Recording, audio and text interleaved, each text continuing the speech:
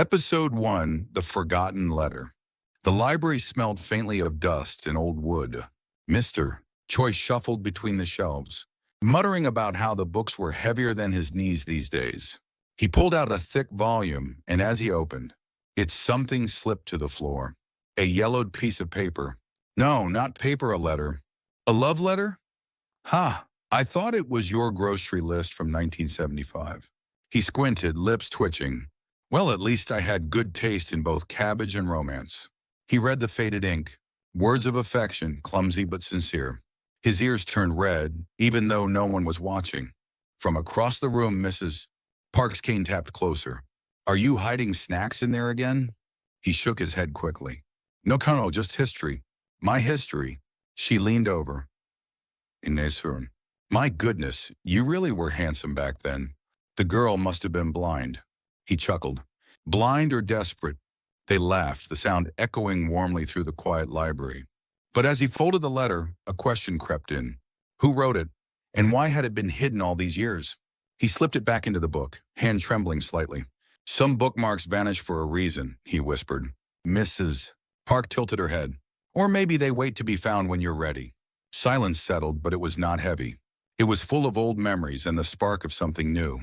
Episode 2, The Ink of Yesterday. The afternoon sun slanted through the library windows, catching dust motes in the air. Mr. Choi sat at a corner table, the mysterious letter folded neatly beside him. He drummed his fingers as though the paper might suddenly confess its secrets. Mrs. Park lowered herself into the chair opposite. Still staring at that thing? If you stare any harder, it might catch fire. He sighed. If only. Then I wouldn't have to wonder if I was some poor girl's tragic mistake. Mrs. Park smirked. Mistake? Don't flatter yourself. Maybe she just lost a bet. Mr. Choi laughed, though his eyes stayed on the faded ink. It says to my dearest. That could mean anyone. Mrs. Park leaned in. It means you. Look at that handwriting. All dramatic curls. No woman writes like that unless she's hoping someone will notice. He raised an eyebrow. And how would you know? Did you write love letters too? She tapped her cane against the floor. Of course. Dozens. But the postman was very handsome. He deserved encouragement. They both chuckled and the library's silence seemed lighter. A young librarian passed by, arms full of books. She gave them a sharp look. Please keep it down. Mr. Choi whispered loudly. Sorry, we're just practicing for the senior comedy club. Mrs. Park added, yes, he's the clown and I'm the critic. The librarian rolled her eyes and walked away. They grinned at each other like guilty children. Mr. Choi unfolded the letter again. I just can't remember. Was there someone before? Mrs. Park tilted her head. You really don't. Perhaps that's the point. Some memories wait until we're ready. He held the letter carefully as though it might vanish again. Ready or not, he murmured, I think this story isn't finished yet. Episode 3, The Cane and the Secret. The next morning, the library was unusually lively. A group of retirees had decided it was the perfect place for their silent reading club, which ironically was never silent. Mr. Choi adjusted his glasses and whispered, if they get any louder, I'll need earplugs instead of reading glasses. Mrs. Park smirked. Oh, don't pretend you don't love the gossip. Last week you leaned in so close, I thought you were proposing. One of the retirees sneezed so dramatically that a stack of newspapers toppled to the floor. Everyone turned to look. Mr. Choi muttered, bless you and bless the janitor who has to clean that up.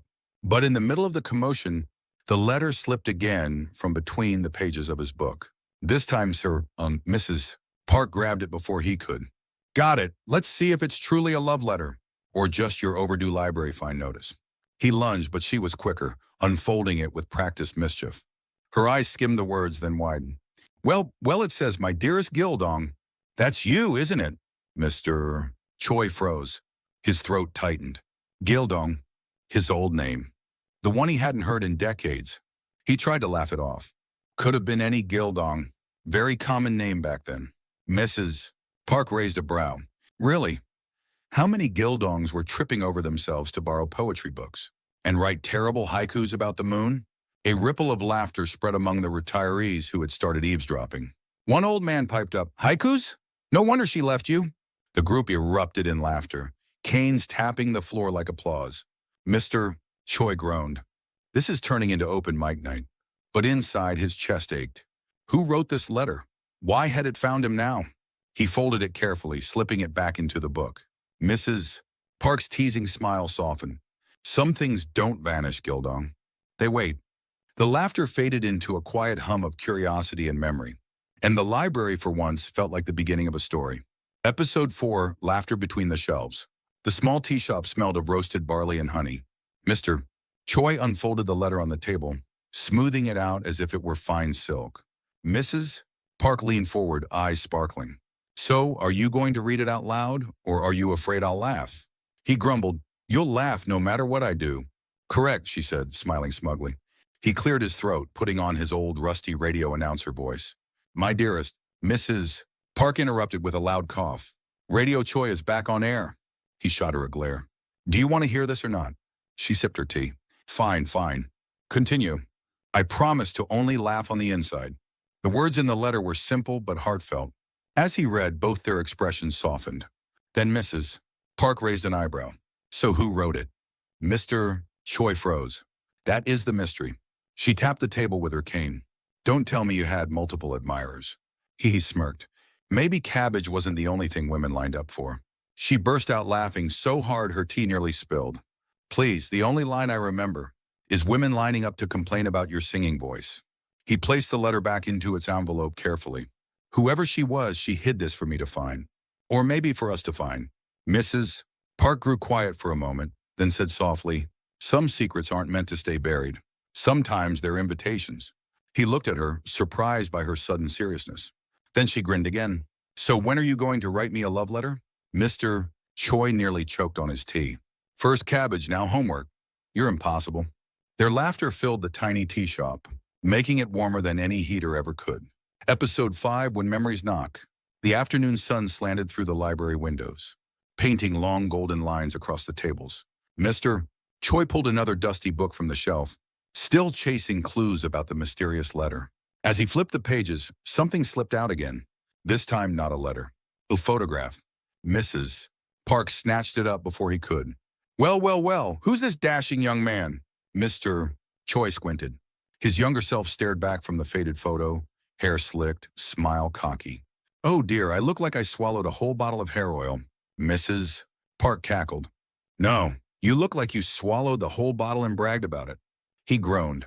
Why did people let me go outside like that? Because, she said, waving the photo, everyone else was blinded by your shiny head. He reached for the photo. Give it here before you smear it with your fingerprints. She held it high, teasing. Relax, it's not like anyone's lining up at the museum for this masterpiece. Despite the jokes, the photo stirred something inside him. That confident young man felt both familiar and lost. Quietly he muttered, Strange, I don't remember taking this. Mrs. Park tilted her head. Maybe it wasn't meant for you to remember. Maybe it was meant for you to rediscover like the letter. He sighed but then smirked. If I keep finding pieces of my past in these books, one day I'll stumble across my unpaid bar tab. She burst out laughing so hard her cane slipped and clattered on the floor. Ha, and I'll make sure it says payable to Mrs. Park.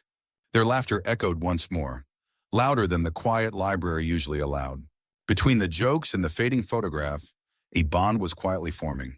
Episode 6, The Mysterious Scribble. The library was unusually quiet that morning. Mr. Choi sat by the window, polishing his glasses as if they were made of diamonds. Mrs. Park shuffled in, carrying a stack of books. One slipped and hit the floor with a dramatic thud. Mr. Choi raised an eyebrow. Careful. That book is older than both of us combined. Mrs. Park smirked. And probably more useful, too. As they bickered, Mr. Choi noticed something odd in one of the returned books. On the last page, scribbled in shaky handwriting, were the words, Don't trust the man with the umbrella. He froze. Umbrella? What nonsense is this? Mrs. Park leaned over.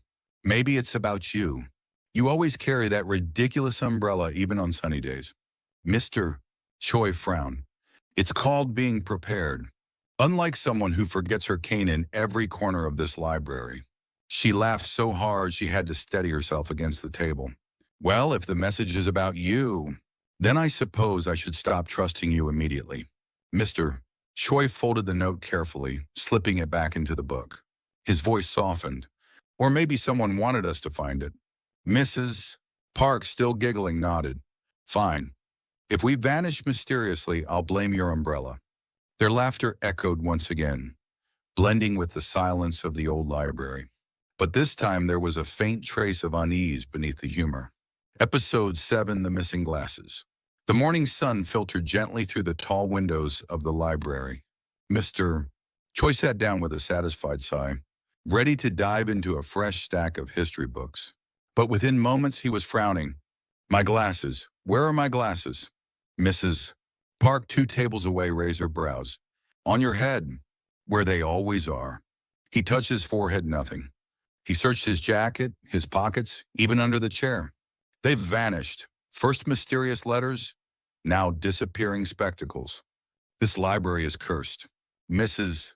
Park chuckled. Cursed? Or maybe your memory is. He stood up, flustered, checking the shelves. A younger librarian walked by, whispering to Mrs. Park, is he always like this? Mrs. Park grinned. Only on days ending with, why? Finally, Mr. Choi spotted a shimmer on the floor beneath the table. His glasses lay there, perfectly fine. He picked them up, muttering, strange, I don't remember dropping them. Mrs. Park teased, next time, tie them around your neck like a kindergarten kid. Mr. Choi gave her a mock glare. If I do that, I'll use the string to tie your cane to your chair. They both burst out laughing, drawing a stern shh from the librarian. Mr.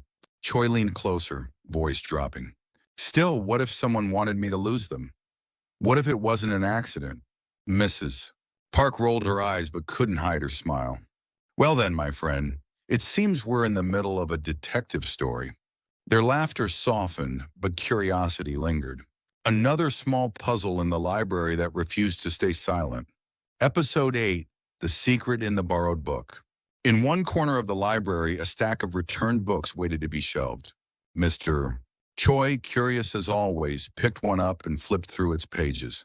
Something hard slipped out and clattered to the floor. A small photograph. Black and white, faded with time. A young man in a suit standing beside a shyly smiling woman. Mrs. Park peered over his shoulder. Well, that young man looks oddly familiar. Mr. Choi narrowed his eyes. Handsome fellow. More handsome than me. I don't like this already. Mrs. Park burst into laughter. Oh, nonsense. That could be your father when he was young. Mr. Choi's eyes widened. My father? What on earth was he doing leaving pictures in library books? What is this, some kind of family mystery series? Mrs. Park teased. Then maybe next we'll find a love letter from your mother tucked inside. Mr. Choi blushed furiously and waved his hands. Heaven forbid. My heart isn't as strong as it used to be. One love letter might just finish me off. Their laughter rang out, light and infectious. But as they turned the photo over, the mood shifted. On the back, in faded handwriting, were the words, one day may this child learn the truth. They both froze. The joke suddenly felt heavier. This child, could it mean me? Mr. Choi's voice trembled. Mrs. Park carefully folded the photo and slipped it back inside the book. Maybe it wasn't meant to be found yet. But one day, perhaps it has to be. In the quiet library, their laughter faded into silence. A silence filled with secrets waiting to be uncovered. Episode 9, The Letter That Wasn't Meant to Be Opened. The evening library was quieter than usual. Only the hum of the old clock on the wall filled the air. Mr. Choi sat at a table, the mysterious photo beside him. But tonight there was more. An envelope, yellowed and sealed, tucked inside the same book. He stared at it for a long moment. Should I open it or should I leave it sealed? Mrs. Park leaned closer, raising an eyebrow. Well, if it's a bill, it's already 50 years overdue. Mr. Choi chuckled nervously. And if it's a love letter, my blood pressure can't handle that. She teased, oh, please. The only thing raising your blood pressure these days is kimchi that's too salty. He sighed, but with trembling hands carefully opened the envelope.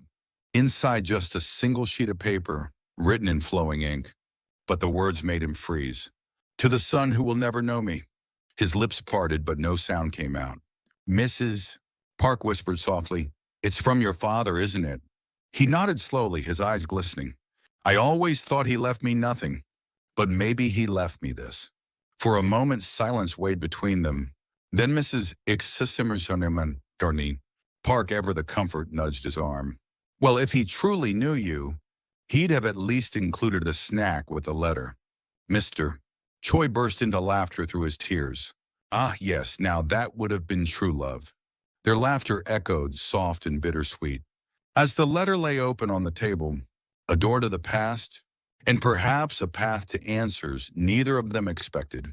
Episode 10, The Last Bookmark. The library was closing. Lights dimmed, shadows stretched long across the wooden floor. Mr. Choi and Mrs.